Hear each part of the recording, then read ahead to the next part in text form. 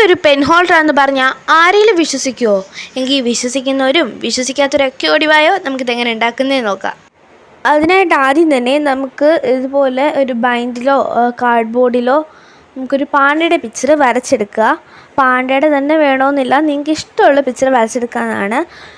എന്നിട്ട് നമുക്ക് അതിൻ്റെ ഷേപ്പിൽ ഒന്ന് കട്ട് ചെയ്തെടുക്കുക. കട്ട് ചെയ്തെടുക്കുമ്പോൾ ഇതുപോലെ രണ്ടെണ്ണമായിട്ട് കട്ട് ചെയ്യാൻ നിങ്ങൾ ശ്രദ്ധിക്കുക. ഇനി നമുക്ക് ഈ പാണ്ട ഒന്ന് പെയിൻ്റ് അടിച്ചെടുക്കാം.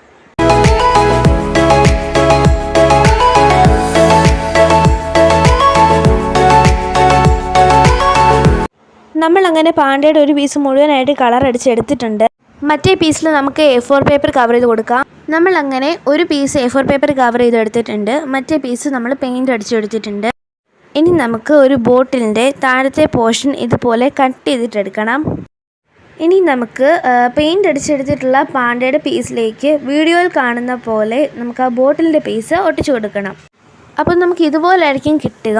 ഇനി നമുക്ക് A4 പേപ്പർ കവർ ചെയ്തിട്ടുള്ള ഒരു പീസും കൂടി ബോട്ടിലേക്ക് വീഡിയോയിൽ കാണുന്ന പോലെ ഒട്ടിച്ചു കൊടുക്കുക. അങ്ങനെ ഒട്ടിച്ച് കഴിയുമ്പോഴത്തേക്ക് രണ്ട് സൈഡിലും ഗ്യാപ്പ് വരും. ആ ഗ്യാപ്പ് വരുന്ന സ്ഥലത്ത് A4 പേപ്പർ യൂസ് ചെയ്തിട്ട് കവർ ചെയ്യാവുന്നതാണ്.